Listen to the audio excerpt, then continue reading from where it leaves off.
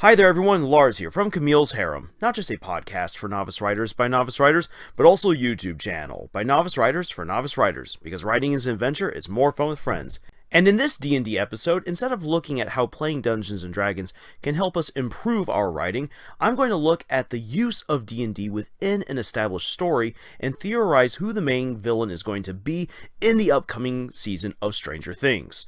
I've already done one video rating the D&D episodes in different cartoons, and that is definitely a fun romp that you should check out. But I've not settled down to analyze a story yet that regularly uses D&D. Stranger Things utilizes the tabletop game in a variety of useful and innovative ways. The game is used to help characterize the younger cast, Mike, Will, Lucas, and the lovable Dustin. It uses it mainly to classify them as classic 80s nerds, but the game is also used to help contextualize and understand the horrifying denizens emerging from the Upside Down. The game also exists as a barometer of sorts for the four friends who are growing up and dealing with the pains of transitioning from childhood to teenagehood. This means that Dungeons & Dragons doesn't just act as some hearty wink and nostalgia bait to haul in older viewers and capitalize on the game's growing popularity. Instead, it becomes an integral part of the overall story, guiding the party through the various challenges they encounter. Indeed, you can even view much of the 3 seasons as installments in the same ongoing D&D campaign. And of course, they keep making the classic mistake of splitting up the party. Stop splitting up the party, guys! Given how the kids use D&D to understand the unfolding horrific events in their hometown of Hawkins, we as viewers now can use the game to speculate on what might be coming up in the 4th season. And what I think we're going to get is Vecna. And I'll explain my reasonings here. For those who don't know, Vecna was developed as one of the ultimate big bad evil guys back in 1976, and developed over many years within Dungeons & Dragons. He is arguably the most powerful lich in existence, seeking to become a god of death and triumph over death itself. He was a powerful wizard who established a dark kingdom, who forged many cursed materials and objects. But he was betrayed by his followers, and in the downfall of his realm, all that was left behind was his hand and his eye. These cursed items can be used to bring Vecna back so he can continue his pursuit of godhood. Now, the likeness within Stranger Things is not a perfect one-for-one comparison. The show has already given us its own version of demigorgons and mind flayers, both of which are very different from what we see in Dungeons & Dragons. So we cannot expect a pure adaptation of Vecna, but that doesn't mean that this strange corpse guy here isn't him. I mean, the tendrils from the back probably mean that this is the mind flayer given flesh, but here he is, exposed as the real villain. This would be in line with the many Vecna storylines, where he operates from the shadows and isn't who he at first appears to be. We thought all this time that 11 was just dealing with monsters from the Upside Down and some vapor monster thing that wants to get out of its dead universe. Instead, we are getting Vecna, trying to get out of the dead Upside Down in order to continue his ascension by conquering other living universes. So, what is my evidence that this is indeed Vecna?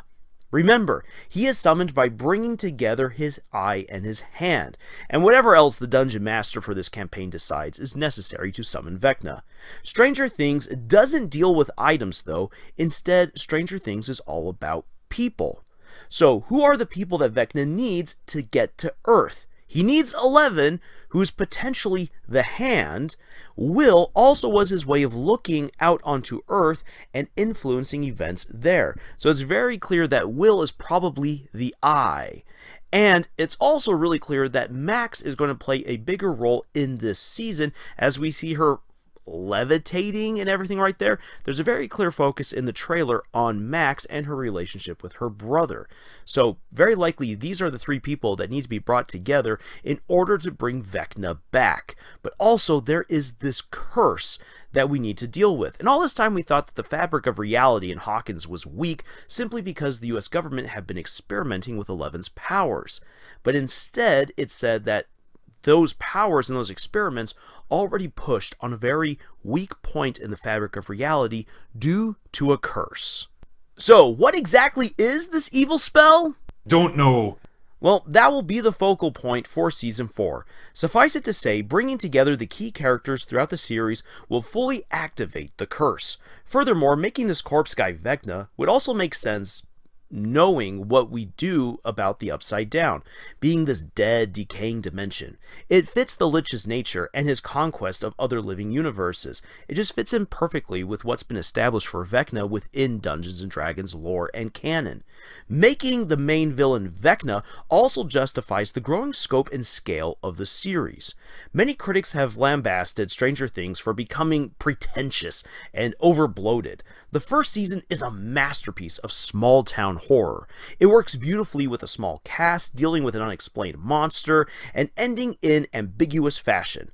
But since then, we've had more monsters, more people dying, the Soviets invading an American mall and setting up a crazy base, more kids with powers running amok, and just so much of this doesn't jive for many critics with what we got in Season 1. So this could explain quite a bit of that. Especially when it feels like Stranger Things has just reached too far for its sun and its wax wings are beginning to melt. However, if Vecna is the BBEG, this would then all make sense because the quest to summon Vecna is huge. It was designed to be the biggest and the worst threat possible for the players, and that it would be very complex. His quest carries the ultimate consequences, with a very real possibility of a total party kill. All of his artifacts have dreadful consequences for the people wielding them, and what we see in Seasons 2 and 3 show that many people are suffering around not the items, but the people who are necessary to summon Vecna. So everything is falling into place, and we are getting the culmination of all the slow, seemingly random buildup to introduce this Lich God into the story of Stranger Things. And so no matter what happens next, nothing will ever be the same going from this point on in Season 4 and to the final season, Season 5. As further evidence for Vecna, I should also point out the detail that someone in the party goes to visit a dungeon master who is playing an advanced game of D&D. And this makes sense. Mike, Lucas, Dustin, and Will are not the kinds of players who would seek out a TPK within their own campaign. They love their characters, and their quest has gone on for years. So, as players, as fans of Dungeons & Dragons, they probably have heard of Vecna, but they would never have used his guide manual or that campaign because it just doesn't fit with their own playing style. And because we see them growing up and moving away from D&D as they get older, we need a more experienced and more invested player to give them the key information that they need. This very brief shot here in the trailer, to me, greatly suggests that the kids are going to have to go find a copy of the book Eldritch Wizardry, the book that explains the details surrounding Vecna's story. And one last detail that I should mention, even if it sounds like a bit of a stretch, is that the world that Vecna tried to conquer is the world of Grey Hawk. Where's the battle that's supposed to go down for the fate of the world according to the US official speaking with Eleven in the diner? It's going to happen at Hawkins, Indiana. So yeah, maybe it's a bit of a stretch, but we've got Hawk in both of these places. This very clearly seems to be Vecna. I think that because the show has really honestly used D&D as a fantastic source throughout its entire runtime, that this is a very small but significant detail. So there you have it, the evidence that the main villain for Season 4 is Vecna. But how do these observations help us novice writers write our own stories? Just like my analysis with the cartoon episodes dealing with Dungeons & Dragons, simply having D&D within a story does not inherently elevate the quality of your overall story. D&D serves any outside story best when it is used as a means for developing the characters and pushing the plot along. It acts as a reflection of what the cast is dealing with. Stranger Things does a great job of using the game to its fullest extent to characterize its young cast, give them insights into their challenges from season to season, and it marks their personal growth. If you want to use tabletop games as a feature in your own story, the best thing to do with them is to have them to elevate your characters and act as a reflection or introspection of the overall plot. Stories that have not used D&D in this way, but just simply have it referenced or taking up some time, just feels always very cobbled together. These installments rather eat up time rather than using that time well as an investment to build up the characters and the plot.